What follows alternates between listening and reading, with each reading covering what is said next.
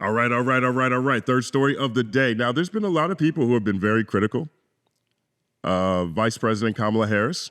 We've seen a lot of people question whether or not she's black in any context, not even just foundational black American, but whether she's black at all. And we've also had a number of people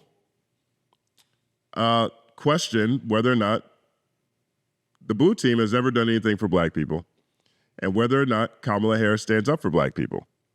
So on C-SPAN this weekend, Reese Colbert was answering questions. She's an advocate for Vice President Kamala Harris and the Harris campaign, the Harris-Walz campaign. And so she responded to a lot of the questions that are coming out of black community and the foundational black American community. So let's take a reaction. Jack in Warren, Ohio is a Republican. Good morning, Jack.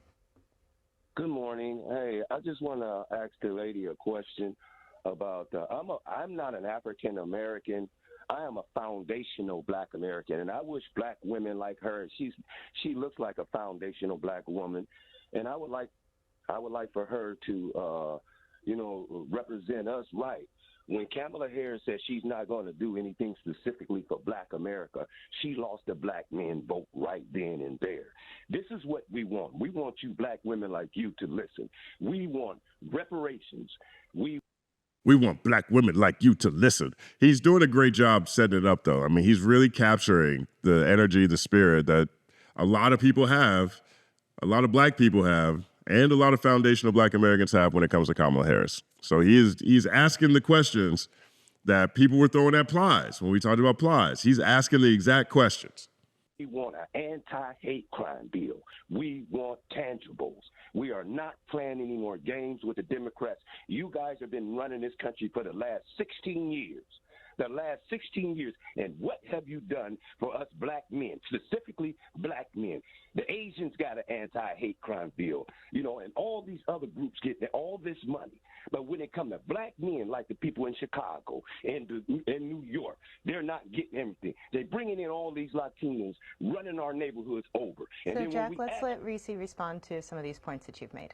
I actually really appreciate this call because this is like the greatest hits of disinformation campaigns that is targeting the black community. First of all, there's no such thing as the Asian hate crime bill. There's the COVID-19 anti-hate crime bill, which simply just added a DOJ expediter to review cases that are COVID-19 related. The black people already have hate crimes legislation. It's called the Civil Rights Acts that have already been passed, as well as the Matthew J. Shepard and James Byrd Jr. Acts. And so there's no deficiency when it comes to the black community in terms of hate crimes legislation. We wouldn't know, for instance, that black people are the #1 victims of hate crimes if we did not have federal hate crimes legislation. So let's see. Do black people have federal hate crime legislation? Department of Justice. The Department of Justice enforces federal hate crimes laws that cover certain crimes committed on the basis of race, color, religion, national origin, sexual orientation, gender identity, or disability. The Department of Justice began prosecuting federal hate crime cases after the enactment of the Civil Rights Act of 1968. This page provides information on federal hate crime laws, federal hate crime policies, state laws, codes, and statutes, and a table that indicates which of the bias categories included in federal hate crime laws are included in each state laws. All right, well, it looks like there's a hate crime law on the books. Colbert, let's see where she goes next. That's a battle that is already won and does not need to be relitigated and fought again. In terms of, Democrats having control for 16 years, we did have 4 years of a Donald Trump administration where we saw the country go into the crapper, in terms of the economic condition, in terms of his handling of COVID. But I'd also point out that you can't hold Democrats accountable for the fact that there are states that have Republican trifectas. And so when you're looking at where black people are most heavily concentrated, it's actually in states that have Republican trifectas. Democrats are not running those states. And that's my point, too. That's why I talk about the Confederates all the time. This is why it's so difficult for me to vote for a red team member. All these states in the South, the Confederate South, are run by Confederates. And that's where black people, that's where we're mostly located. We're mostly located in these places. So this is the dominant energy of the modern Republican Party. This is the dominant energy of the Democratic Party during the Civil War. It's the South. It's the same place. I don't care what shirt they put on. The South is still the South. And so there was a couple that I missed in terms of some of the things that the gentleman said, but the He reality. did say that Harris has said that she wasn't going to do anything for black people. Thank you. So that is from an interview where 5 seconds of a clip is taken out of a response in which she was saying anything that this country does for black people is going to benefit all of our country. So she was not saying that she would not do anything specifically for black people. She was saying that anything that benefits black people benefits all the country. The reality is she has done things specifically for black people. Now, this is spin. This part right here feels like spin to me. I've seen that whole clip because the journalist was pushing back in that clip.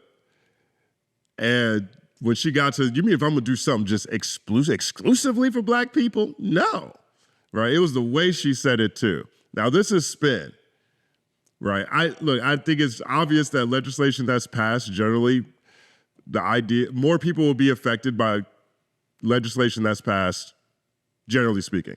Now, you could look at a lot of these anti-BDS laws in a lot of these states when it comes to people who might want to protest, boycott, or divest, or sanction Israel.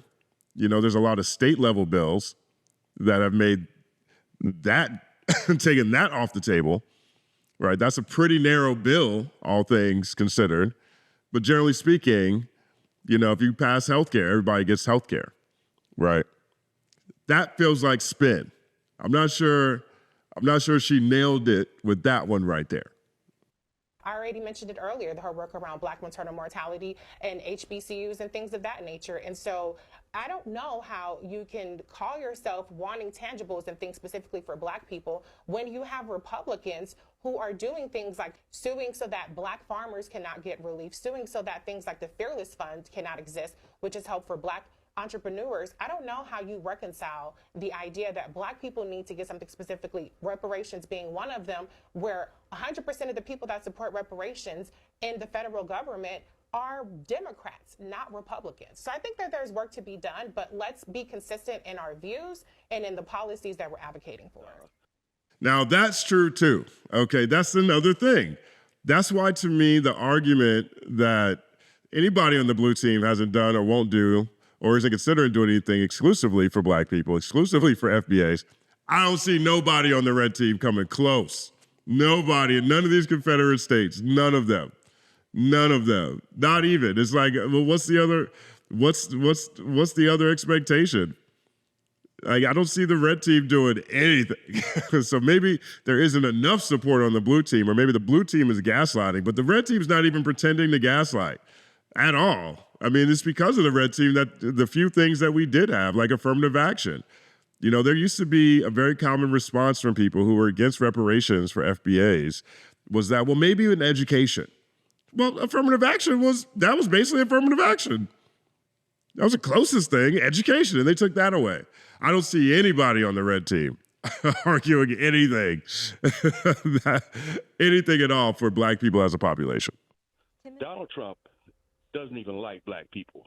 And he's shown that when he got sued in New York in the 80s for not renting to black people. I don't think that we have to surmise what Donald Trump's feelings are towards black people. He's already expressed it. I remember in his 2016 campaign, his appeal to us was, your lives are living in hell. What do you have to lose? That was his appeal. And now his appeal this time is, I'm a criminal. Aren't you guys criminals too? Can't you relate to that? And so, and if you look at some of the things that we're seeing now in terms of the backlash to what people have called before the racial reckoning around George Floyd in 2020, he is the person who put in place the 1776 Commission, which was an alternative to the 1619 Project. And that really laid the groundwork that we're seeing for all these anti-DEI initiatives.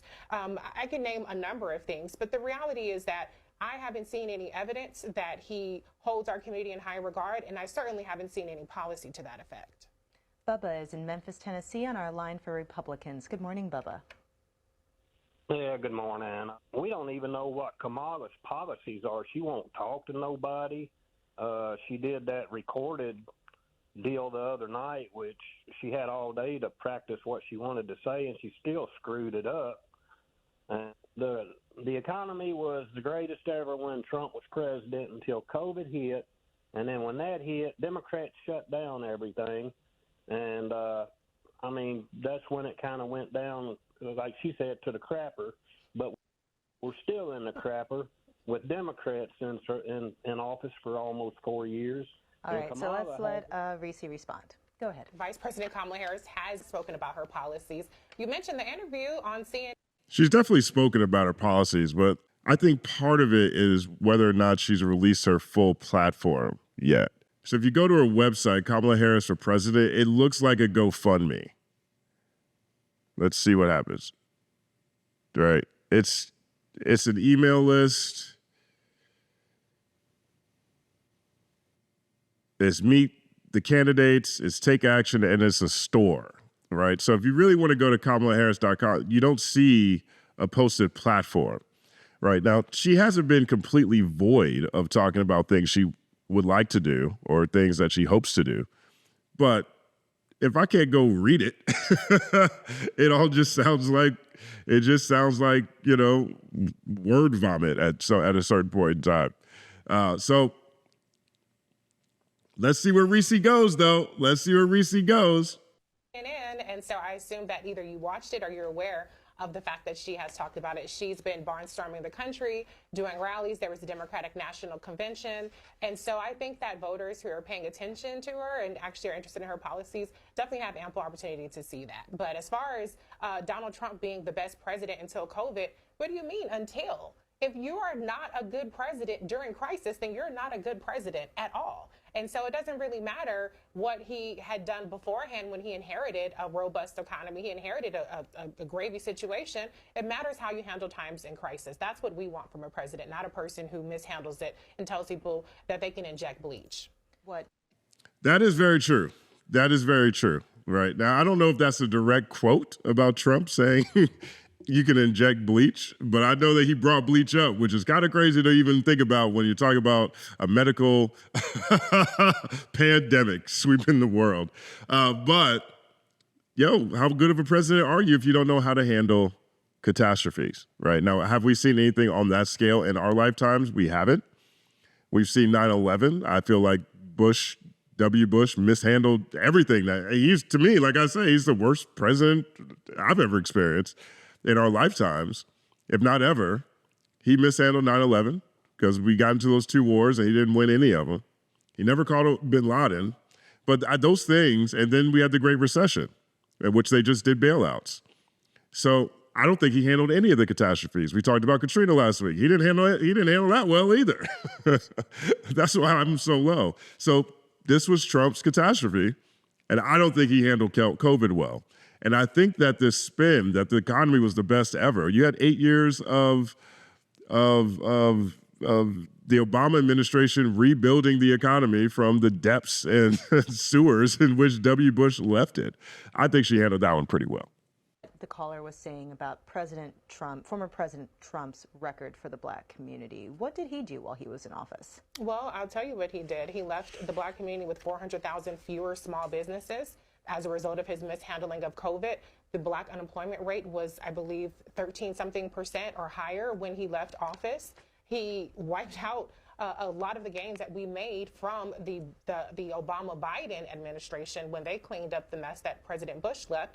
And so I don't see where he did anything positive other than saying that he did. He took credit, for instance, for HBCU funding going up. Vice President Kamala Harris, when she was a senator, her and Senator Doug Jones actually were part of spurring the additional investment in HBCUs. And so every place where there was improvement, the First Step Act, a number of things, those were not things that he spearheaded. He may have signed off on it, but he was not behind any kind of racial equity initiatives during his administration, which were very few and far in between. So Signing off on it's important too.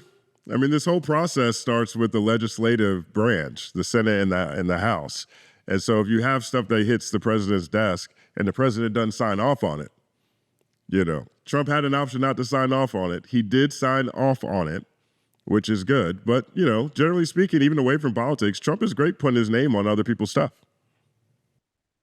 Can you talk about Vice President Harris's record on some of the issues that are particularly pertinent to the Black community?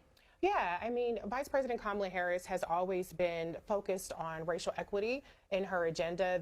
We can look at what she did around her 2019 campaign. I've reported several times from the White House on initiatives she's done, like, for instance, home ownership appraisal bias. We know that the racial wealth gap is largely driven by lack of home ownership or having homes that are worth less than our white counterparts. And so she had a task force that she led up along with Secretary Fudge to eliminate home ownership appraisal bias. That was one specific thing. Another thing is Black maternal mortality. Black women are 3 times more likely to die during childbirth than our white counterparts, which is already higher than any other developed nation in the world. And so she has really elevated the issue of maternal mortality to the White House level. And so that's another really important thing. And then lastly, I would say is her work around HBCUs. Not only has she helped secure additional HBCU funding, but when HBCUs were experiencing safety threats, bomb threats, she helped galvanize a multi-agency response to ensuring that HBCU students can be safe on campus. Featuring a group of Black women who plan to vote for him, we have that video here. We're going to play it for you and then talk about it. I am not with Kamala Harris. I'm not with Kamala. I am not for Kamala. I am for Donald Trump. So what are your thoughts on this ad and that whole campaign strategy? It's patronizing. It's not going to work. It's insulting. And it was completely lacking of any kind of substance. I think if we look at the kinds of things that they were saying they were supporting Donald Trump on, things like his economic policies, he left us with an economic mess because he mishandled COVID. They want to bring up law enforcement. Donald Trump is talking about giving immunity to law enforcement officers. You mentioned NABJ. I mean, that was part of his original 2016 platform, too. I covered that in a video called I Miss the Old Kanye. And Trump used word speak to essentially to say he wanted to bring back gentrification and stop and frisk. That's what he said in 2016. There's no parts of me that think that Trump has any problem with policing in Black communities, minority communities. If anything, he probably thinks it's too light. It's funny. When he was asked about Sonia Massey, who was brutally killed in her own home by a police officer, he said, oh, well, you know, that's the one with the water. Essentially, it's insinuating that she brought it upon herself. And he did not back down from his notion that he would provide immunity to police officers. And so we know from surveys of Black voters that police accountability is a high priority for our community. And so a person who suggested it's okay for cops to kill people with impunity is not a person who is in line with the majority of African-American voters. But listen, we're not going to get 100% of the votes. No candidate does. So it's fine to have people who are not with her. That's normal. But I think if this is their strategy to get Black people on their side, they're very delusional if they think that's going to work. So there it is, Reese Colbert. I think that she did an apt job handling those questions. I'm happy that she fielded questions that were explicitly about the Black community, about the foundational Black American community, the ADOS community. I think that there is a growing thread that has to be addressed when it comes to the blue team. There are a lot of people, especially Black men, who feel like the blue team doesn't do anything, hasn't done anything, and they're willing to withhold the vote altogether as a measure to force the blue team or a team to meet our needs and demands for tangibles if it's going to help them as a necessity for them to win elections, you know. And I think that to me, when I look at all of this, the bigger issue to me is always the South. That's why I talk about these Confederates all around the place.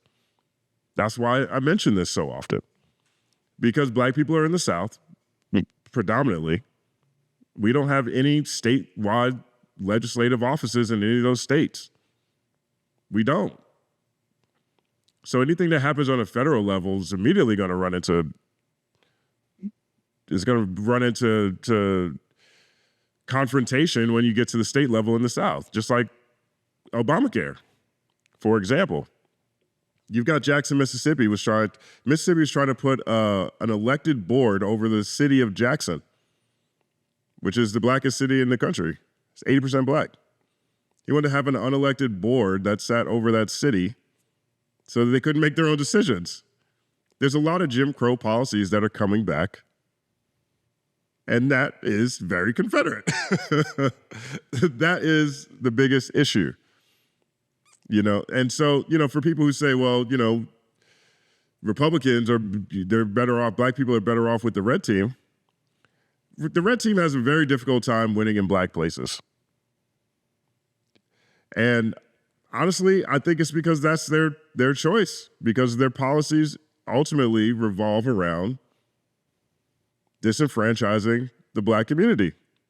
And we see that at the state level in all these red states across the South. So that's how I look at it. I think that, Reese here has some, I think when it comes to Kamala's platform, it's not on her website. I don't think she's officially released a platform yet. So anyone who say they don't know what she stands for, well, they might have a point because they can't even go read about it. We're not 100% sure where Kamala's going to land on some key issues. And I take that to, be a big reason for that is she's a late candidate. She's only been the candidate for a couple of weeks. And she has, she has to put her team together and she has to figure out what her priorities are going to be. But I think when people say Kamala, they don't know what she stands for, what she's running on, they kind of have a point because you can't go to her website and look at it. Let me know what you guys think about this stuff. I know that there is very strong opinions on Kamala Harris from all communities within this community. So I'm very interested to hear if any of you have taken anything away from what Reese's saying, or it doesn't really matter because everyone is so dug in on their perspective. My name is Justin Hunt. Like, subscribe to the channel, follow at The Company Man on everything. It's all happening.